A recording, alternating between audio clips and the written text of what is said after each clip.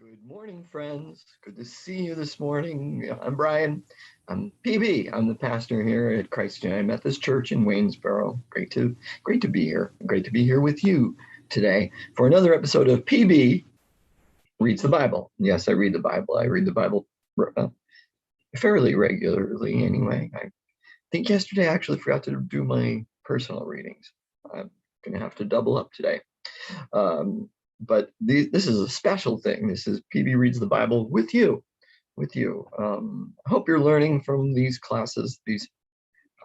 readings that I've been doing. I know I have, due to the research I've had to do in order to present them. But anyway, we've been doing this since December. Some of you have been following right along and going through all of them, and others of you may be new. Either way, welcome. Great to have you joining me this morning, or whenever it is you're watching.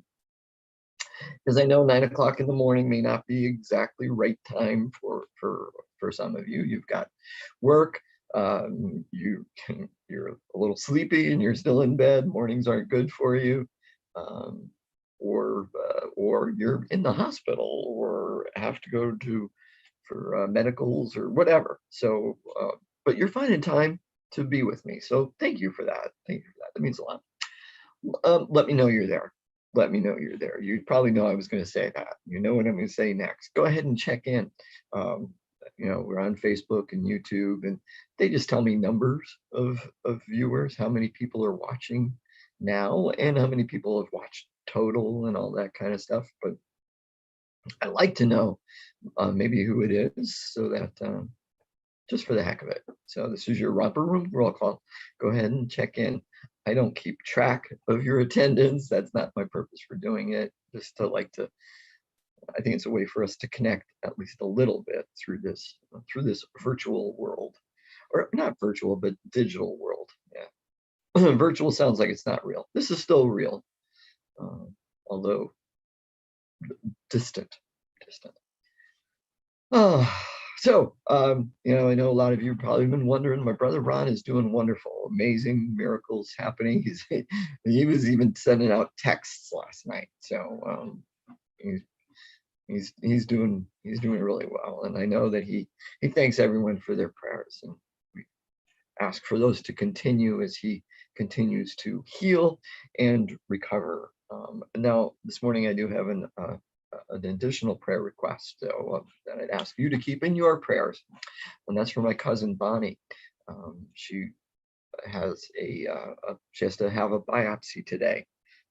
She had tests done last week that saw something that wasn't there last year when she last had these tests done, and so they're doing a biopsy to try to figure out exactly what it is. So she did have cancer about 15 years ago, and so that weighs on her anytime something like this comes up. So I ask for prayers over that and for her. Thank you so much thank you in advance, and thank you, God, in advance for answered prayers. We know that he is with her.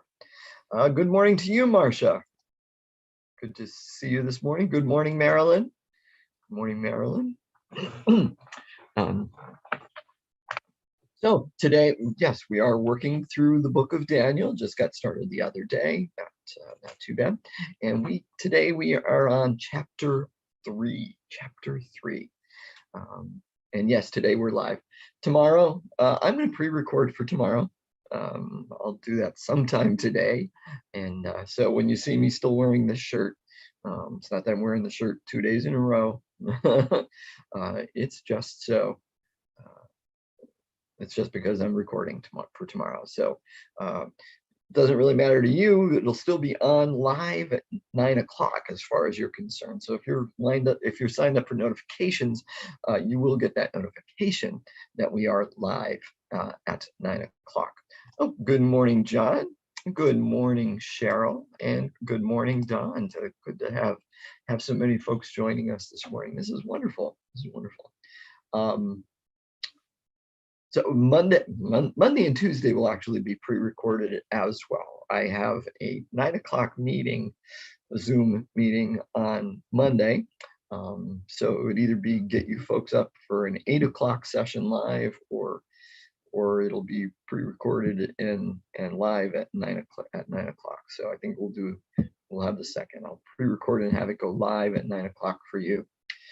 Tuesday, I have an 8 o'clock meeting. So it would either be get you up for a 7 o'clock session or pre-recorded. So we'll do a pre-recording for Tuesday as well, which will again be live for you at 9 o'clock. Okay, great. Enough chit chat, enough talking, Pastor Brian. Hey, PB, shut up and start doing the Bible reading. Yes, I will. So we're on chapter 3. Remember, each of these stories, each of the first 6 chapters is a hero tale. It's a different story, all of which are independent of the other. They're not connected. We could try to make connections between the two. Some of the elements are the same. Obviously, the same characters take place. In chapter 3, we have Hananiah, Azariah, and Mishael, better known as Shadrach, Meshach, and Abednego, serving in the court of the king. They're referred to as leaders in the court, appointed over various things, affairs, which took place in chapter 2. So we can say that there's a connection there. But it was probably floating around as an independent story, just like I said, having some common elements between them. The fact that Daniel is absent from this story adds credence to that as well. That it was probably an independent story, just floating around, and that the editor took it and pulled it in with the same characters, maybe even put those names in. Maybe they weren't in the original tale going around. Doesn't really matter too much, or maybe that's how the author got it for the other parts. Regardless, so the fact that Daniel's not in it is kind of credence that it was floating by itself until this editor pulled it together to be part of this collection of folk tales. And yes, of course, it is still set in the time of Nebuchadnezzar, so the time of the exile, the diaspora. However, it has words in it, so-called loan words. What a loan word is a word, L-O-A-N, not L-O-N-E, L-O-A-N, is a word that we borrow from another language rather than creating a new word. And it has some words that are borrowed from the time of the Medes and the Persians, which that wouldn't have happened in Babylon, in the 6th century BCE. It would have been a couple hundred years later before those words came out and started to be used by people other than the Persians. Because most likely it wouldn't have happened until the Persians came into power and their language started to be used more often, and then they would start borrowing words. So I'm going to do what I did yesterday and the day before. I'm going to read the whole story, which today's is not quite as long as yesterday's, so hopefully I'll get you out of here in less than an hour. Today's is not quite as long. It's only 30 verses. We'll read the whole story, then I'll go back and we'll talk about at least some of the most important elements to the story. Okay, and this is I have to remember what the guy calls this. This is, and it was Mr. Humphreys, I believe, was the gentleman's name, refers to this as a court tale of conflict. They're all court tales. Each of these stories is a court tale because they take place, in a court or involving the royal court and stuff like that. But each one has a different area of emphasis, and this is a court tale of conflict. And ultimately, we'll see that it's a conflict between Nebuchadnezzar and these 3 young men, Shadrach, Meshach, and Abednego, Hananiah, Mishael, and Azariah. But ultimately, we'll also see that it's a battle, it's a conflict between King Nebuchadnezzar and God. But I don't want to say let's make that one second place, but it kind of is. It's the more important part for the author, I believe, for the editor, is this conflict between Nebuchadnezzar and the three young men. The conflict between what he wants them to do and what they are going to do and stay firm in. That's probably the more important element of the conflict, and for his purpose for putting this story in this collection. Good morning, Joe. Good to have you with us this morning. All right, so chapter 3. Shut up, PB, and start talking with the Bible. King Nebuchadnezzar made a golden statue whose height was 60 cubits and whose width was 6 cubits. He set it up on the plain of Dura in the province of Babylon. Then King Nebuchadnezzar sent for the satraps, the prefects, and the governors, the counselors, the treasurers, the justices, the magistrates, and all the officials of the provinces to assemble and come to the dedication of the statue that King Nebuchadnezzar had set up. So the satraps, the prefects, and the governors, the counselors, the treasurers, the justices, the magistrates, and all the officials of the provinces assembled for the dedication of the statue that King Nebuchadnezzar had set up. When they were standing before the statue that Nebuchadnezzar had set up, the herald proclaimed aloud, "You are commanded, O peoples, nations, and languages, that when you hear the sound of the horn, pipe, lyre, trigon, harp, drum, and entire musical ensemble, you are to fall down and worship the golden statue that King Nebuchadnezzar has set up. Whoever does not fall down and worship shall immediately be thrown into a furnace of blazing fire." Therefore, as soon as all the peoples heard the sound of the horn, pipe, lyre, trigon, harp, drum, and entire musical ensemble, all the peoples, nations, and languages fell down and worshipped the golden statue that Nebuchadnezzar had set up. Accordingly, at this time, certain Chaldeans, or astrologers, came forward and denounced the Jews. They said to King Nebuchadnezzar, "O king, live forever. You, O king, have made a decree that everyone who hears the sound of the horn, pipe, lyre, trigon, harp, drum, and entire musical ensemble shall fall down and worship the golden statue. And whoever does not fall down and worship shall be thrown into a furnace of blazing fire. There are certain Jews whom you have appointed over the affairs of the province of Babylon, Shadrach, Meshach, and Abednego. These pay no heed to you, O king. They do not serve your gods, and they do not worship the golden statue that you have set up." Then Nebuchadnezzar, in furious rage, commanded that Shadrach, Meshach, and Abednego be brought in. So they brought those men before the king. Nebuchadnezzar said to them, "Is it true, O Shadrach, Meshach, and Abednego, that you do not serve my gods, and you do not worship the golden statue that I have set up? Now, if you are ready when you hear the sound of the horn, pipe, lyre, trigon, harp, drum, and entire musical ensemble, to fall down and worship the statue that I have made, well and good. But if you do not worship, you shall immediately be thrown into a furnace of blazing fire. And who is the God that will deliver you out of my hands?"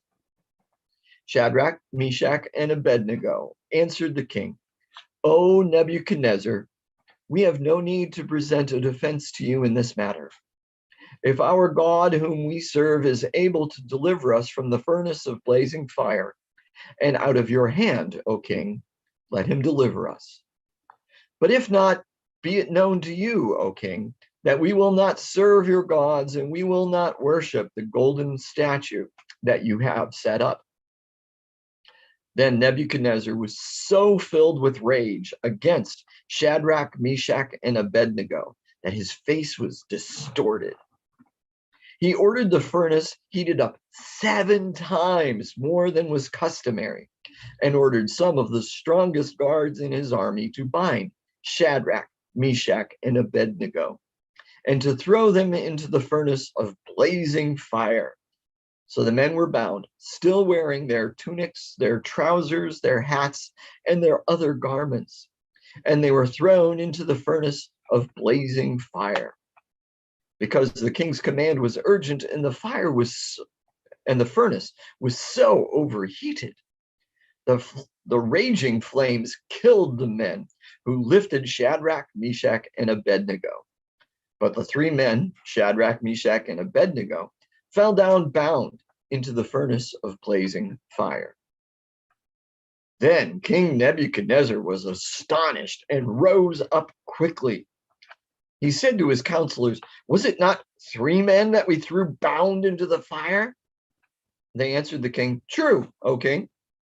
He replied, "But I see four men unbound, walking in the middle of fire, and they are not hurt. And the fourth has the appearance of a god," literally in Aramaic, a son of the gods. Nebuchadnezzar then approached the door of the furnace of blazing fire and said, "Shadrach, Meshach, and Abednego, servants of the Most High God, come out, come here." So Shadrach, Meshach, and Abednego came out from the fire, and the satraps, the prefects, the governors, and the king's counselors gathered together and saw that the fire had not had any power over the bodies of those men. The hair of their heads was not singed, their tunics were not harmed, and not even the smell of fire came from them. Nebuchadnezzar said, "Blessed be the God of Shadrach, Meshach, and Abednego, who has sent his angel and delivered his servants who trusted in him. They disobeyed the king's command and yielded up their bodies rather than serve and worship any god except their own God. Therefore, I make a decree.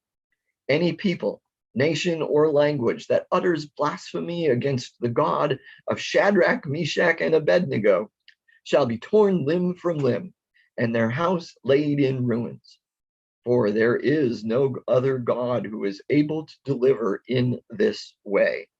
Then the king promoted Shadrach, Meshach, and Abednego in the province of Babylon. End of the story, end of chapter. I'm going to pause a moment. I got a couple texts. I just need to see if there are questions or something already.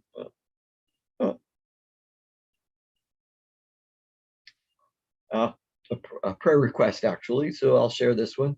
Trisha, share it on here. Trisha Bush is asking prayers for herself and for Kevin as they're both battling COVID. So our prayers for them.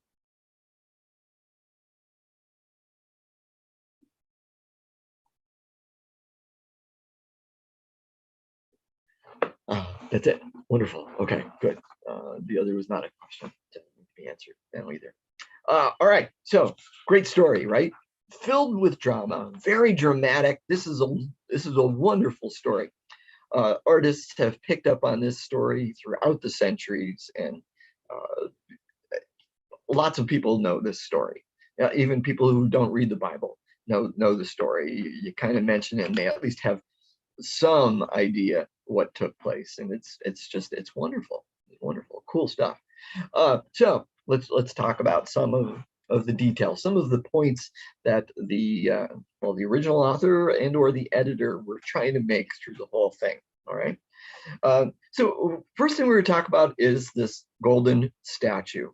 Golden statue. This story, in spite of the drama of this story, in some ways, this story has a lot of humor in it as well. A lot of humor in it as well, almost comedy, if nothing else, and perhaps even irony. The king is setting up this statue, this gold statue. I'm going to set up this gold statue, but let's look at the dimensions of this statue.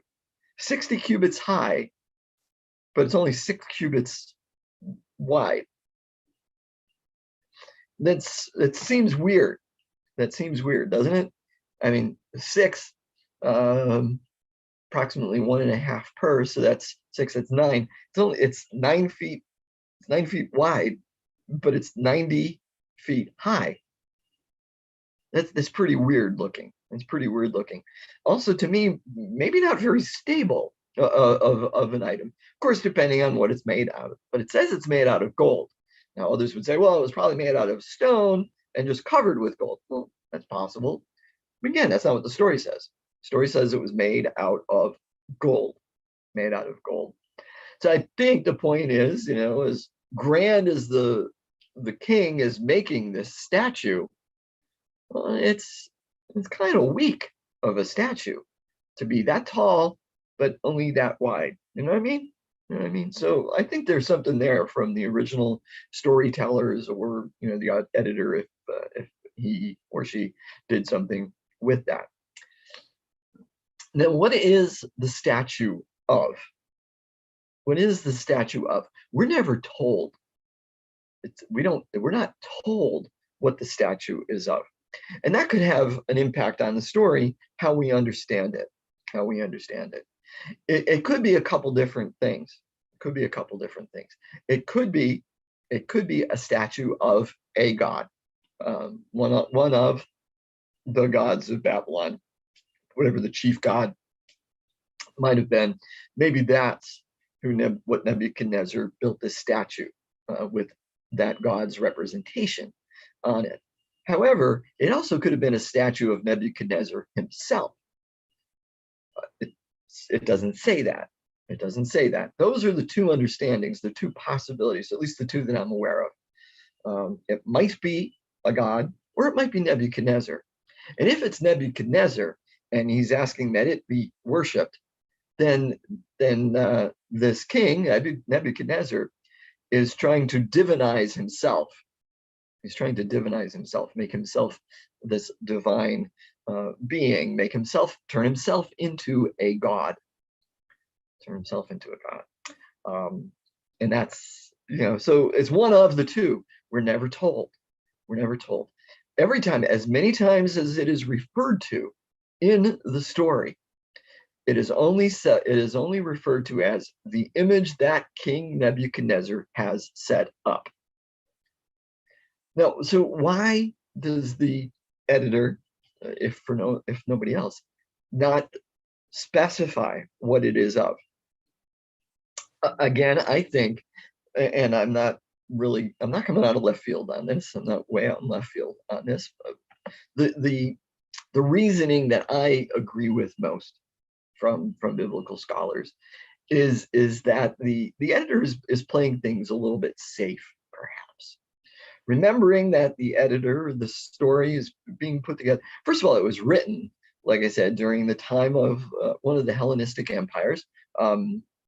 Probably, maybe the very early Seleucids, but probably the later, like Alexander the Great empire, the true Greek empire, and wanted to be safe, because setting up statues of gods was a common practice. It really was. It was a common practice, and they would have done that. And they might have even done that in a land if they were trying to make a particular religion the government's religion, the official religion of the empire. That was a practice. That's something that they did. That was also something that often ended up with some sort of revolt kind of taking place.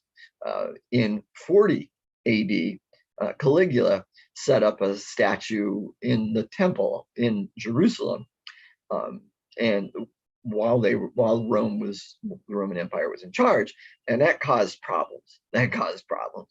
A lot of, at least minor revolts, which probably led to bigger ones. It didn't sit well with the people. Let's put it that way. So that was a practice that was done in other times as well.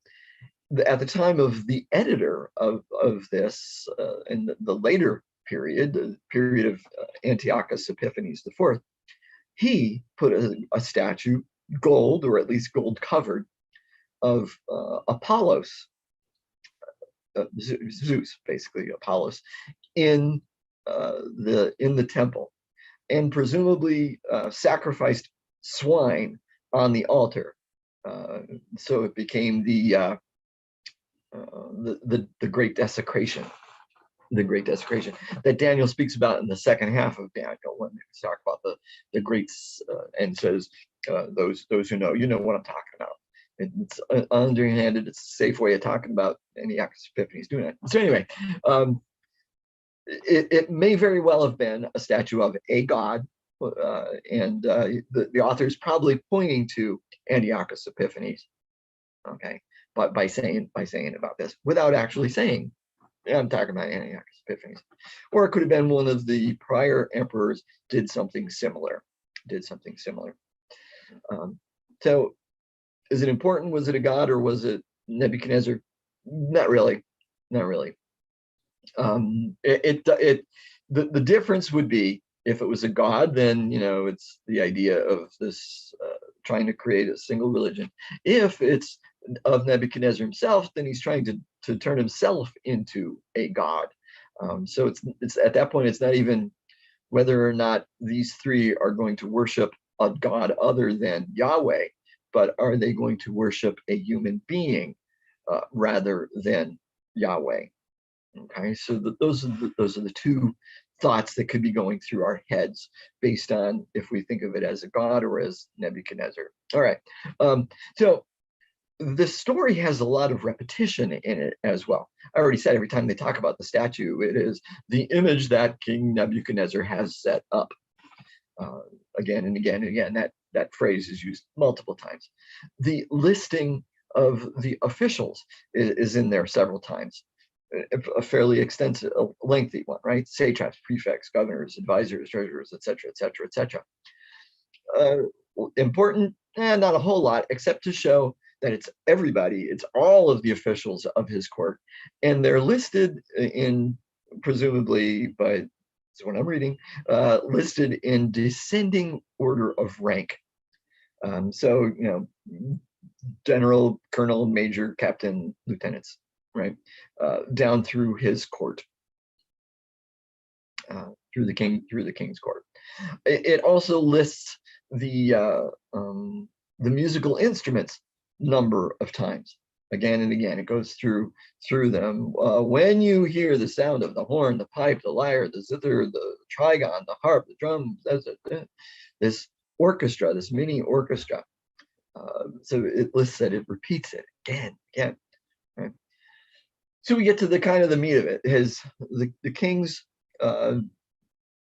declaration, you do this or else, right? And the or else is the idea of burning.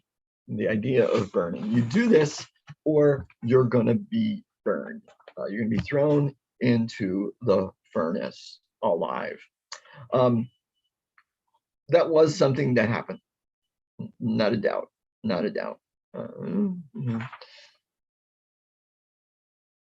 That was something that happened. That was isn't in the Bible. It's in the Apocrypha.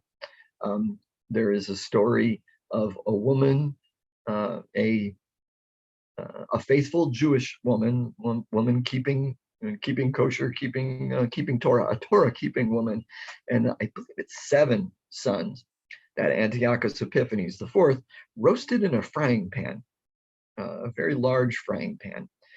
So that it was a practice. It was a potential penalty. It definitely was a potential penalty. So it takes place, it happens, but Shadrach, Meshach, and Abednego do not bend the knee. They do not bow down. For whatever reason, now presumably they were there because that listing of all those people says that all of the officials of the king's court were there. So presumably they were there. Why the king didn't see them, or why a big thing didn't happen right then and there, we're not told. But later, some of the Chaldeans or astrologers, presumably people who don't like Shadrach, Meshach, and Abednego, Hananiah, Azariah, and Mishael, and they go to the king to tattle on them. Now, they're truthful in what they say. They're reporting to the king what happened and what they saw and what the three young men did not do, that they did not do. However, you know, they're pretty nasty, obviously, you know, by doing it. They say, they pay no heed to you, O king. They do not serve your gods, and they do not worship the golden statue that you have set up. And again, it doesn't say that it's a god or that it's Nebuchadnezzar. But it's the point that they won't serve your gods. So then we have the ultra dramatic. The tension is building as they are brought before the king. They're brought before the king. Now this passage here, this section with the three of them facing the king it's filled with drama. It's filled with tension. We can see it almost reenacted in other stories in scripture. It's like a precursor, as it will, or a model. They're almost a model for other times. I'm thinking of Peter and John and some of the other apostles in the book of Acts standing before the council. And what do they say? We have to make a choice if we're going to choose. Our only choice is to listen to God and not to you, right? And then we got Paul before Festus and others, and saying the same kind of thing. And of course, we've got Jesus standing before Pilate. Okay, so it's a great dramatic piece. It's a great tension builder. Ooh, what's going to happen? The king calls them forward, and he says, you know, you do it, or I'm going to throw you into the firing furnace.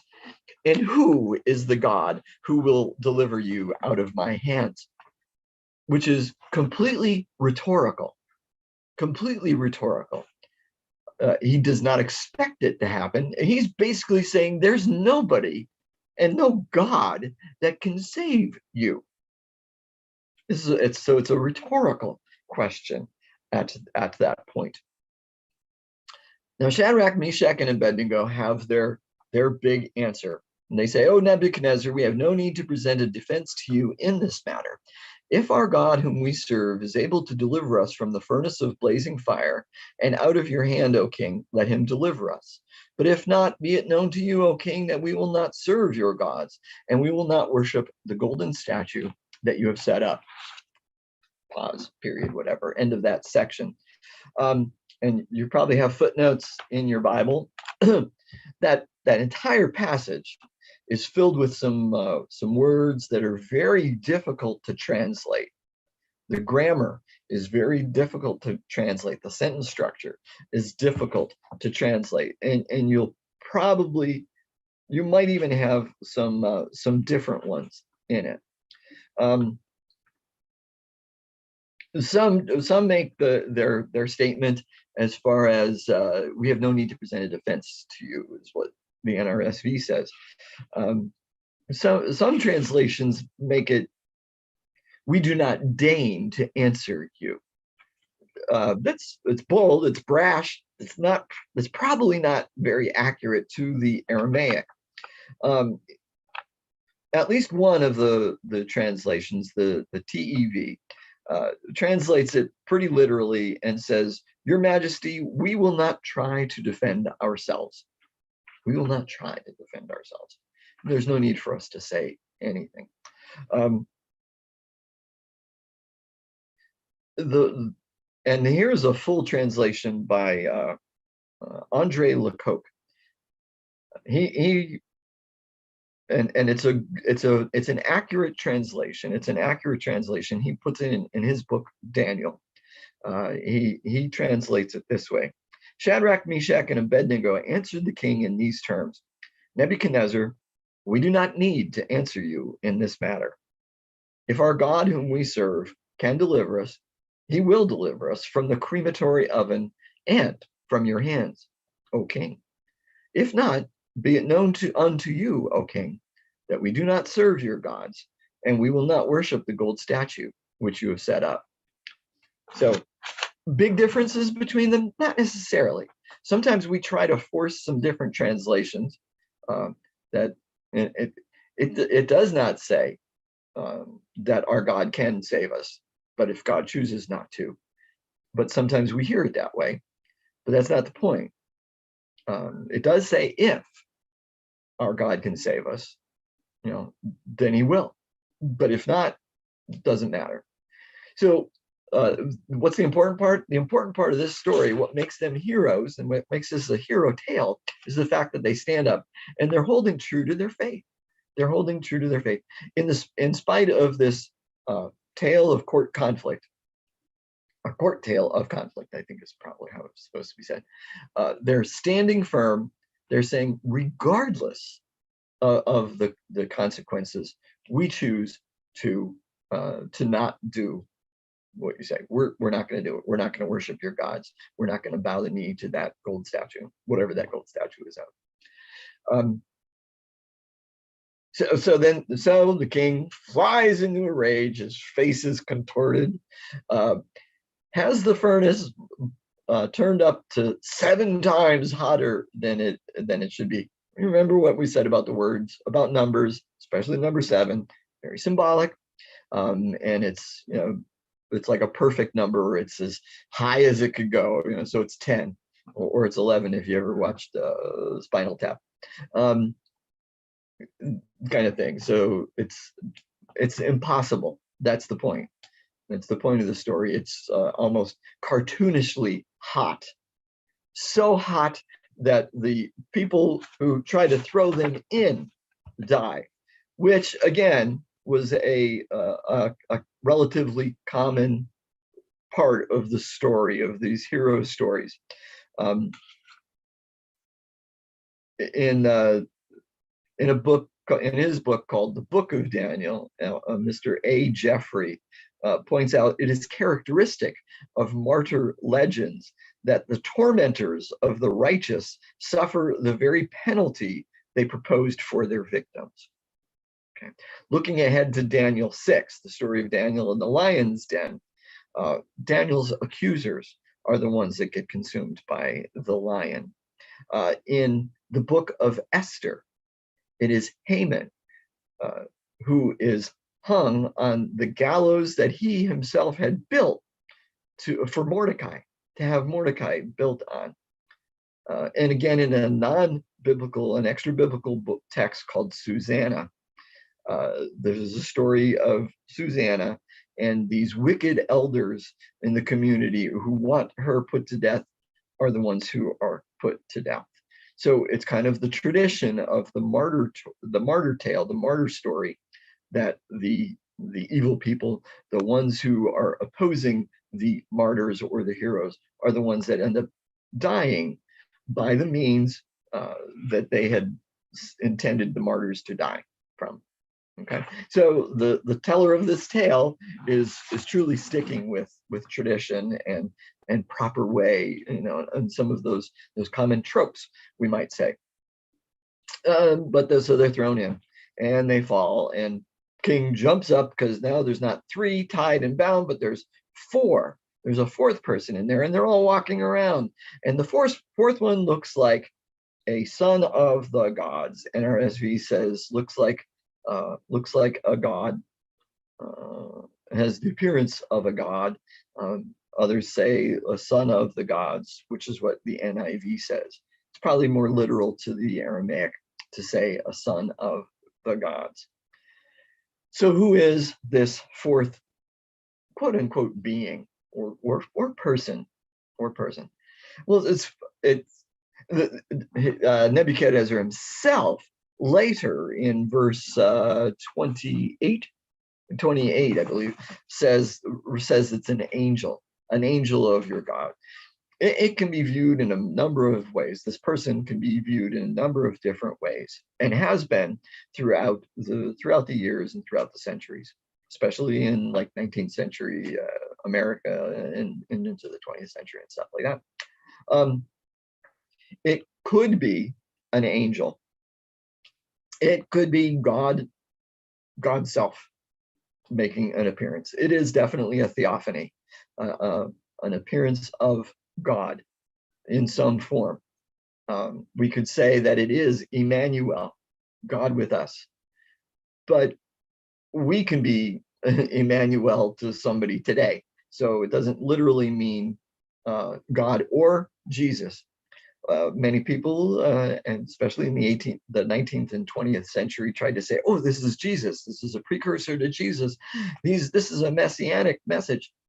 No, if the author was making a messianic statement saying that, the Messiah is going to come to deliver, and if he wanted it to be the Messiah, he would have been more obvious and said, the Messiah came and delivered us. That's not there. There's really no aim. There's nothing to indicate that. There's nothing pointing that. That probably came out with people looking with post-Easter eyes at Old Testament stories and trying to see Jesus where he really wasn't. It doesn't say a son of God. It says a son of the gods. It doesn't say the son of God. It says a son of the gods. So any kind of a divine being, a supernatural being, something like that, an angel. There is even some thought, an unusual one, that this fourth one is Daniel, that Daniel is making an appearance, because elsewhere Nebuchadnezzar has said with regarding Daniel that he has the appearance of a son of the gods. And so we see that same phrase pop up. So there are some that say it's Daniel, or that it's, dare I say, Daniel's spirit, disembodied spirit with them, or an angelic appearance of Daniel's spirit taking place.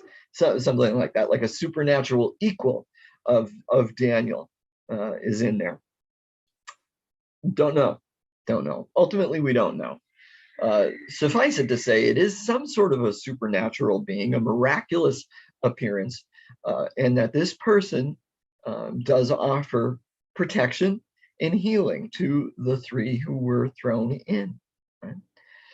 So they come out, but the fourth one disappears, or when the king calls them forth, he doesn't say, "Hey, Shadrach, Meshach, Abednego, and whoever else is in there with you, or whoever that fourth guy is, you come out too." No, only talks to the three, only calls the three out. Only those three take part, in the conversation, in the rest of the story. That fourth one is gone. That character has served his purpose, has served his or her purpose. I said he because his purpose, because it says son of God's. But so they come out. And again, we see that list of the things: satraps, prefects, governors, kings, counselors, abbreviated slightly. So he's got all these people there with him in order so that everybody sees it. Everybody sees it, and everybody's going to hear what the king pronounces. No, what the king pronounces. Remembering what the king had said back in verse 15, at the end of 15, who is the God who will deliver you out of my hands? Asking rhetorically, because he's saying nobody can deliver you out of my hands. The very end of verse 29, very end of verse 29, no other God is able to deliver in this way. So the very person who says no one can deliver you now admits that there is one God who can deliver in this way. That word deliver is an important one. Not only is it, obviously it's important for the story and it's important for us to remember, but it's important for the people who are hearing this collection of stories. But both groups, the ones who hear it for the first time in like 300 BCE, when this story is kind of floating around on its own, and those who are reading it in this ultimate collection by the editor in the 200s. Well, I'm sorry, not 200s, the 100s, like probably around 160, 170 BCE. This collection, as they are dealing with this oppression, they're being encouraged to stand firm in your faith, Don't be so worried about Antiochus Epiphanes. We do serve a God. We do believe in a God, have faith in a God who is capable of delivering in this way. However, that's not a promise, because built into it is that thing that the three of them said, but if not, so that's what makes this important in this, that use of that word deliver, and the contrast between nobody can and, oh, this God can. Now, so Nebuchadnezzar seems to have a change. There's another transformation with him. He goes back and forth in these stories a lot, doesn't he? Like this evil, abusive, power mad king to someone who says, "Oh boy, your God does exist, and he does have power over us," and it even calls him the Most High God. And although Nebuchadnezzar claims Yahweh as his God, never claims Yahweh as his God, kind of like Pharaoh never did, even though Pharaoh acknowledged that that Yahweh existed at one point. He says that everyone should worship their God. Still doesn't say my God. Everyone should worship the God of Shadrach, Meshach, and Abednego, which is great. Over then he says, and if you don't, you're going to be torn limb from limb, and all your houses are going to be destroyed. Wow. Back to that again. Oh, okay there, king. Kind of keeps going back and forth. And what happens to Shadrach, Meshach, and Abednego? The other part of the story, or the other point of the story, is good things happen to them because they stayed faithful. Now, I might sound like a broken record because I keep coming back to that, it seems, at the end of each of these stories, but that's part of it. And it's a very important piece, and it's what the author of the stories and the editor of the stories was trying to convey to the folks that they were reaching at that time, that you need to remain faithful in your worship and your trust and your faith of Yahweh, regardless of what happens. And God is capable of having good come out of it. And for them, they get another promotion in charge of more people. Well, my friends, it was a little bit shorter than yesterday's. It's only 9:48 today. So I do pray that this time has been beneficial to you, that you have been blessed by something that you have heard, that we have read today, that I've said to you today, that God has spoken to you in some way through some of it. And as you go about your days, not only today, but every day, keep those eyes and ears open for what our living God is doing in your lives. When you see it, when you hear it, say, "Thanks, Papa," and then share it with somebody. Until we meet again, my friends, be blessed. Be blessed.